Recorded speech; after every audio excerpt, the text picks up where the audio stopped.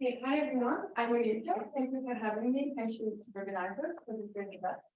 I'm very happy to present this paper, Responsible Demand in Irresponsible Lobbying, that is joint work with Sonia Dobkowitz from the University of Bonn and Antoine Majerowitz from the Paris School of Economics. So we started this project from, I'm sorry, it's a very early project, so please step in at any time if you have comments or suggestions. So we started the project from the observation that households care about their environmental footprint and that they want to mitigate, in some sense, the impact they have on the environment. We are going to focus on the automotive industry. So if we think of transportation in general, we have seen a real shift in habits, or will to shift in habits, from private cars to carpooling or to public transportation, from the plane to the train.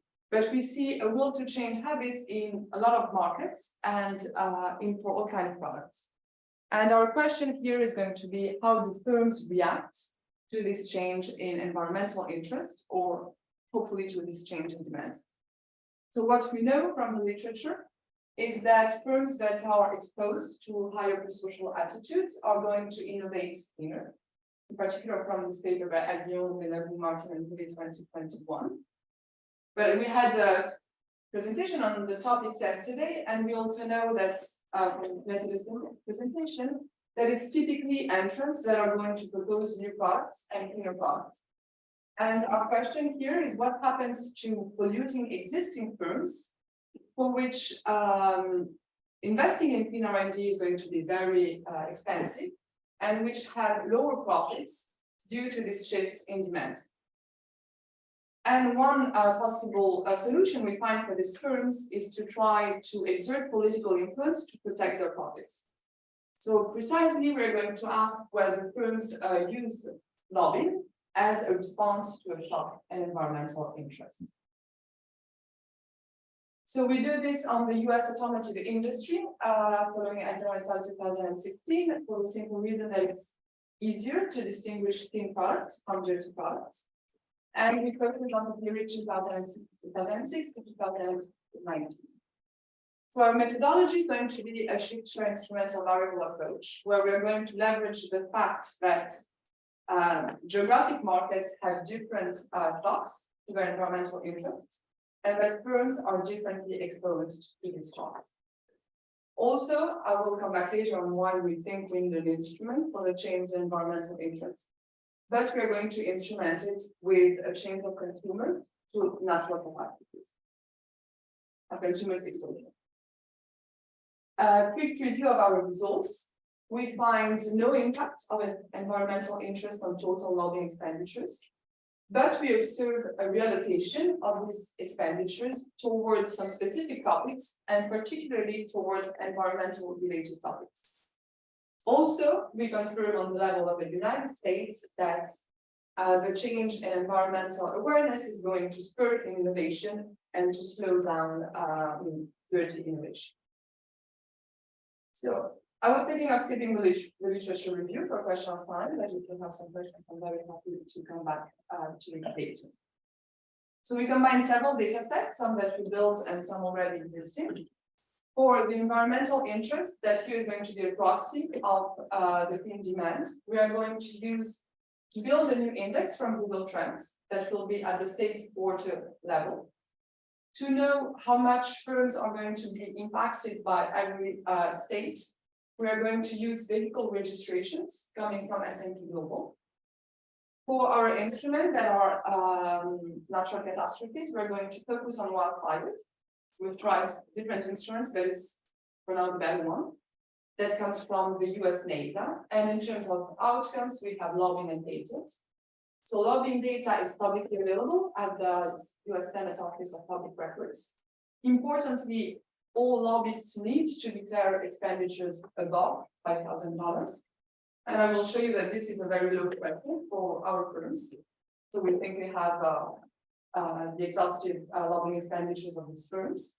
And we use a clean version by 2018 lobbying. For patent data, we go to the USPTA. Importantly, here we have a very small sample we have 17 groups of firms, and I'm talking about groups and not names. Typically because lobbying happens at the group level. For patents, it also happens at the make level, so we're going to aggregate everything at the group level. But for lobbying, it's really at the group and not at the make level. So to give an example, if we think of a BMW group, it includes BMW as a make, but also Mini and Rolls-Royce as two different makes. So our environmental interest index, it's built from Google Trends. It's a free tool that gives you an index of how much a term is looked up on Google in a certain area at a certain time. So we use 3 words to build it that are going to be climate change, electric car, and recycling. And we are using a principal component analysis to extract the common trend in these 3 words. We have some advantages and some disadvantages with respect to service. I think the main advantage is that we have a very large scale. We have all the Google users, basically. And this allows us to build an index at a high frequency and at a highly disaggregated geographic value, so straightforward. The disadvantage, obviously, is that we don't know the intent with which a term is searched. So for climate change, we don't know if it's preceded by how to avoid or followed by conspiracy. And this is one of the reasons why also we use 3 different words in order to try to put together the interest in the environmental issue and a will or an interest in a consumption shift. So this is what the index looks like. So every line is a state, which has 5 different states. So to make it clearer, so you have California on top, Colorado, and then New York, Texas, and Missouri. As you can see, we have some differences between states, but we also have a common trend with an increase the first couple of years and then a U-shape until now. For our exposure of consumers to natural catastrophes, we use wildfires. And in particularly, we're going to consider that one state is exposed at a given time to all the fires in the United States. And the exposure to one fire is going to be the product of the radiative power and the size of the fire divided by the square distance between the fire and the state. And we sum it over all the fires in the United States. So this is our main function. Obviously, we also have some robustness where we just divide by the distance for our outcomes. So innovation, we have 3 different types of innovation: clean, gray, and dirty. Clean innovation is everything related to electric and hybrid engines. Gray innovation is everything related to pure engines, making them less polluting. And pure dirty innovation is the rest of innovation on pure engines.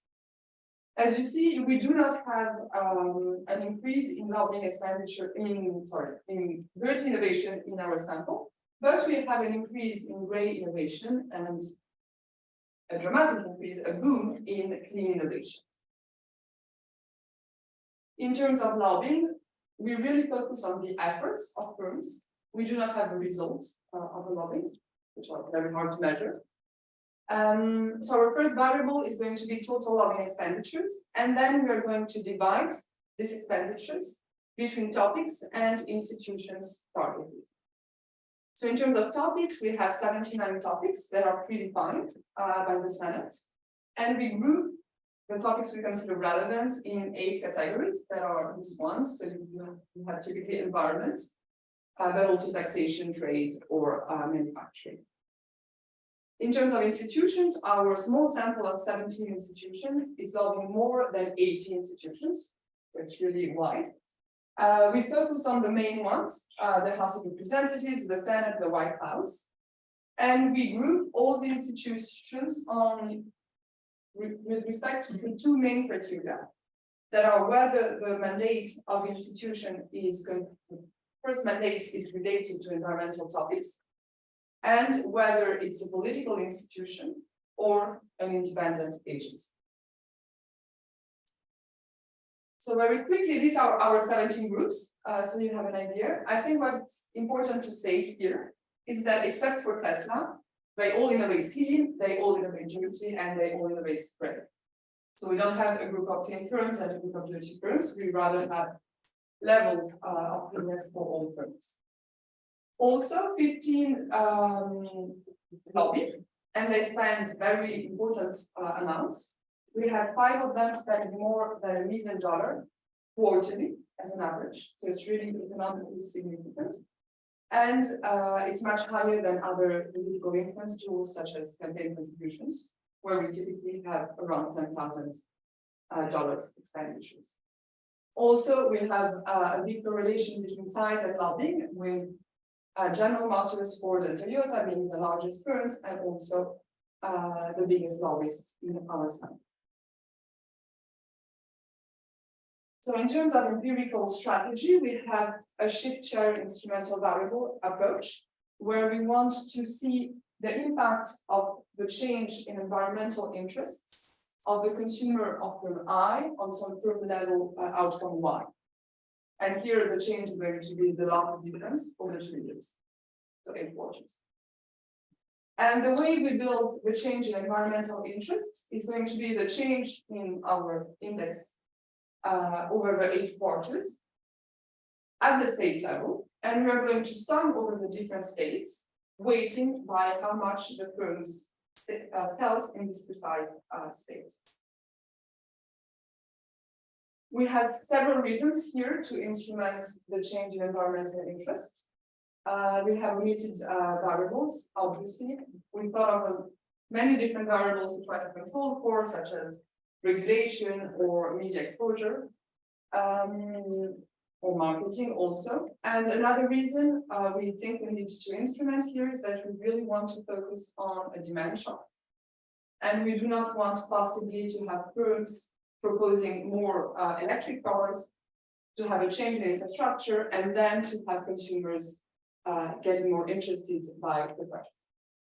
So this is why we instrument the change in environmental interest of the consumers of firm I by a change in exposure to wildfires of the same consumers.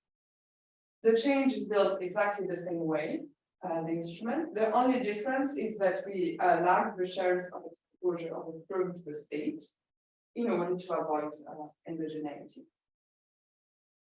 So a little bit more about the identifying assumption there. I'm just trying to think of, on the spot it's difficult, but I'm just trying to think of what you're assuming is not happening in terms of, whether, say, the regulation story that you're trying to rule out, is it plausible that in response to natural disasters for reasons other than changes in consumer sentiment on this sort of topic, right, regulation changes, or yes, credit constraints consumers and thinking about vehicle choice, and one could think of other channels where it's plausible, which you may be able to rule out based on the institutional context or something else, but it's not totally clear that that's totally exogenous. Okay. I think importantly for regulations, if we think, our shock is going to be geographically localized, but if we think of lobbying, for instance, here, I should have, besides that, we focus only on federal lobbying. So it's going to be lobbying that impacts the whole United States and not at the state level. For the instrument, we based ourselves on some psychology paper on the impact of tornadoes in the United States on, in general, environmental awareness. And they see that there is a clear the relevance of the shore is it's more the exclusion restriction. But the federal point is a useful one. Yes.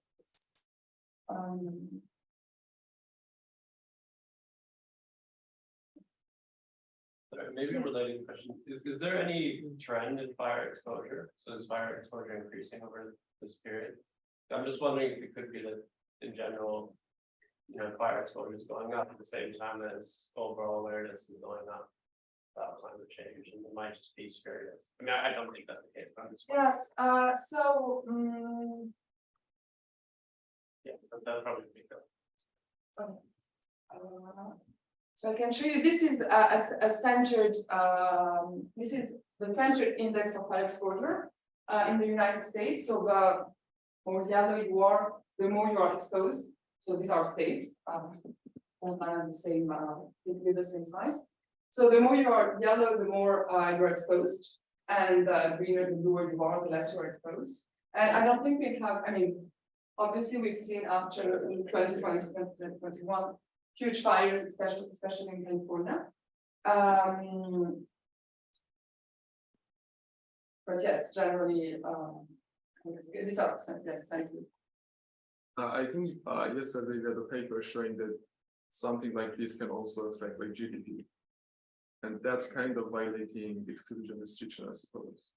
Because it's not only affecting the interest, it's also affecting that's like that. Okay, so here we really focus on wildfires. There are different types of fires. So for wildfires, I'm not sure. Most of them are really in the middle of the nature. They shouldn't impact at least production facilities. This is why, at least what we count on for our instruments. I mean, one thing you can do is to somehow show there's no pre-trend or something like that. Kind of, it's like related with the interest before this fires takes place. Oh, like that. Okay. Okay, yes, definitely, thank you.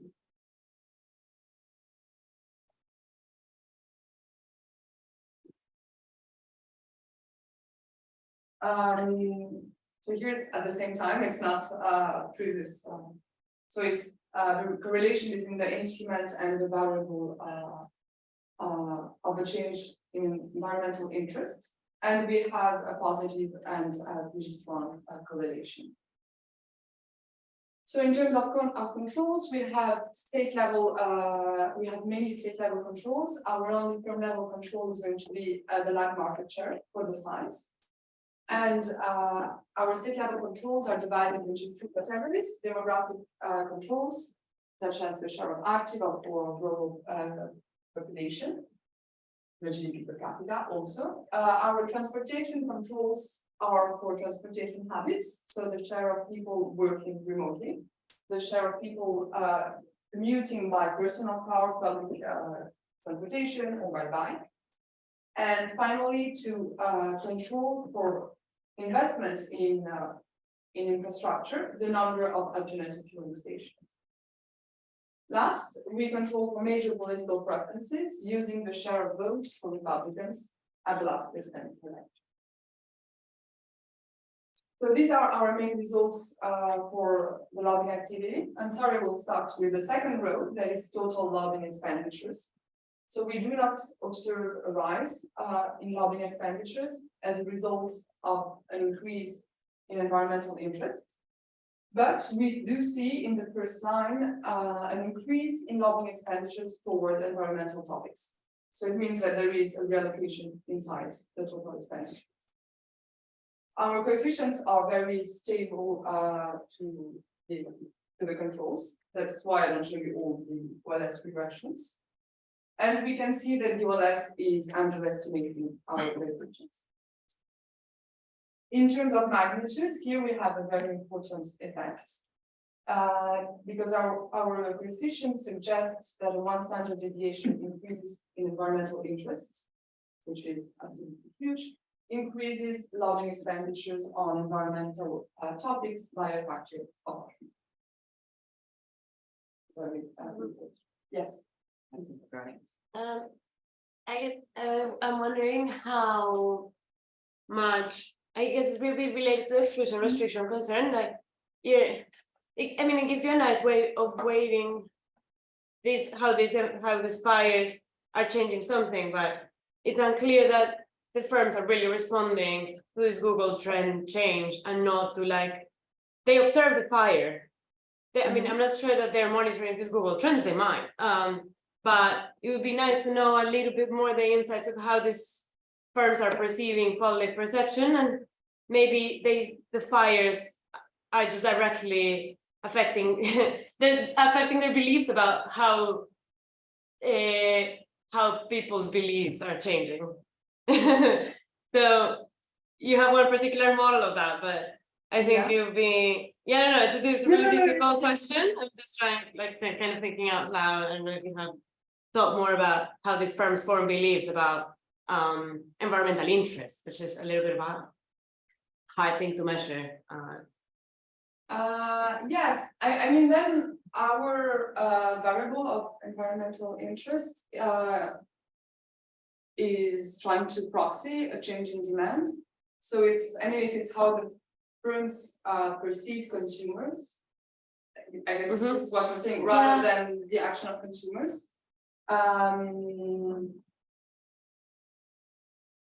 We can talk more about it later. Yes. That's a very clear question. Do you know what they're giving up if they're going for environment topics?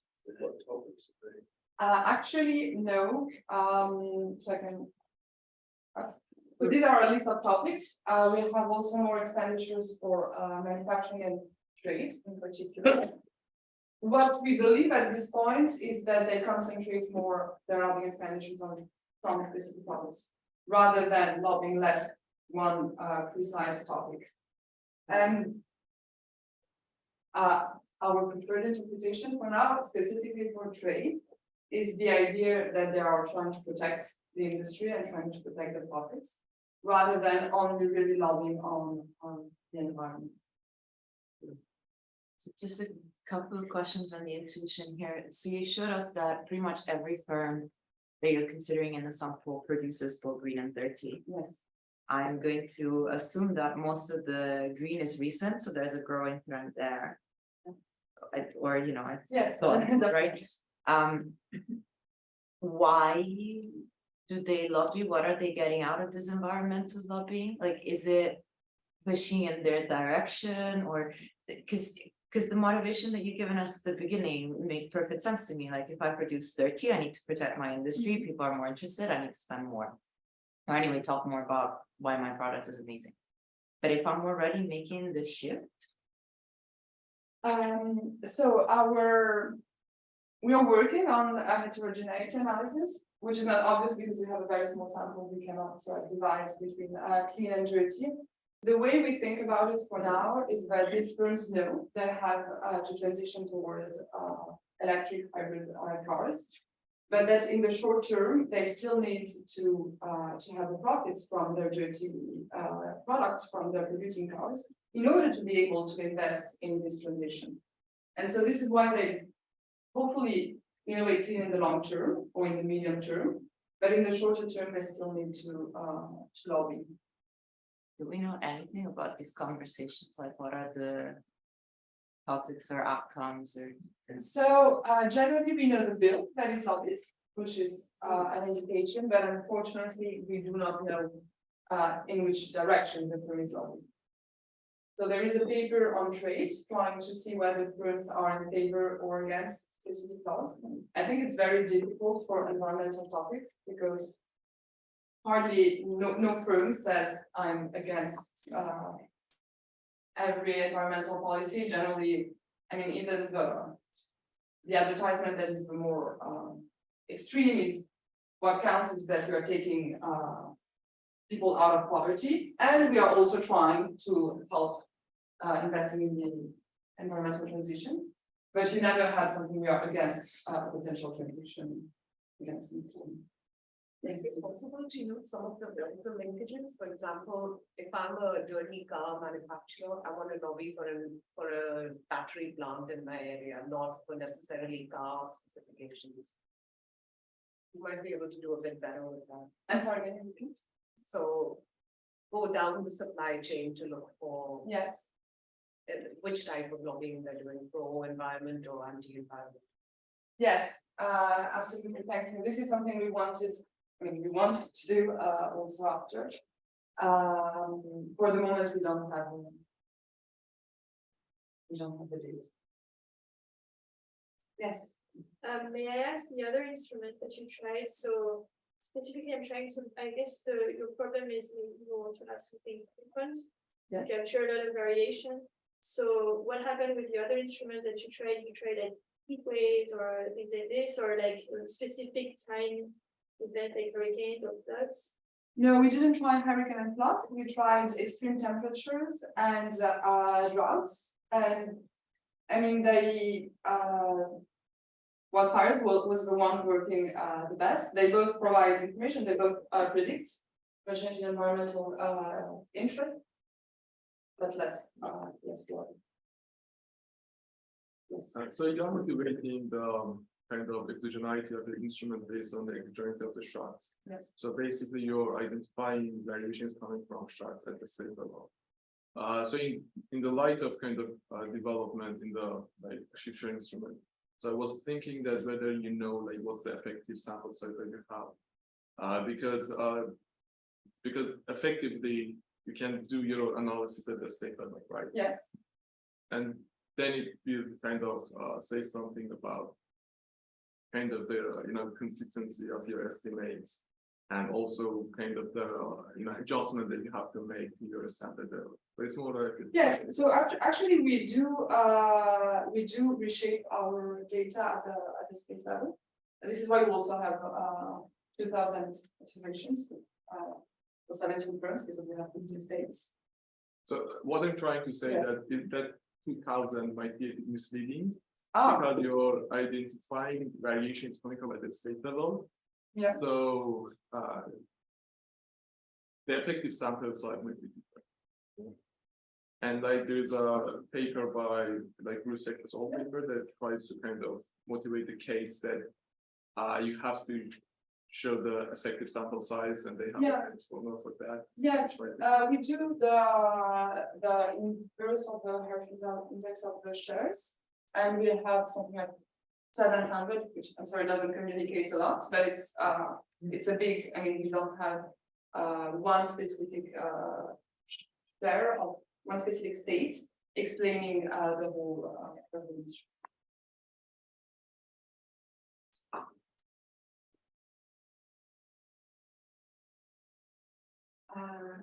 So in terms of innovation, we confirm a positive effect on environmental interest on innovation and a negative effect on joint innovation. And we find no effect on gray innovation. And we see the same patterns with respect to WLS and IV and the stability of coefficients. So I wanted to show you also some results on the institutions that are lobbied. So these are the three main political institutions: the House of Representatives, the Senate, and the White House. And we see a positive increase on lobbying expenditures for these institutions. And importantly, we see an increase in lobbying expenditures towards all political institutions, which means that we see a decrease toward independent agencies. And we're going to work on this, but I believe it's an interesting result, because we consider that the change in environmental interest is talking about the demand, but in some sense, it's also talking about voters, about how what people want from their governments. And so we see that firms are really focusing on the same institutions that are potentially pressured by consumers, and not independent agencies that already have precise goals that are set. And our last list of environmental institutions, we have all the environmental targets that have a huge increase in the lobbying expenditures going to them. We see an impact on the Department of Energy, but no effect on the lobbying expenditures towards the EPA, which again speaks of the idea of independent agencies versus political institutions. And last, we see a surprising but coherent with the topics effect of the environmental interest on the expenditures, on the pressure made to the Department of Commerce and to the trade representatives. So let me just conclude. So what we do in this paper is we try to see the impact that consumers can have on firms'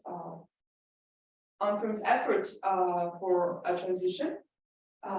We see that firms indeed try to innovate clean as a response to environmental interest or awareness. But we also see that there is a reallocation in the lobbying expenditures towards some specific topics, environmental topics, and potentially, this is our interpretation for now, rent-seeking topics. So we believe that there is this complementarity with short-term lobbying, potentially rent-seeking lobbying, and medium-term, longer-term clean innovation. So that's it. Thank you.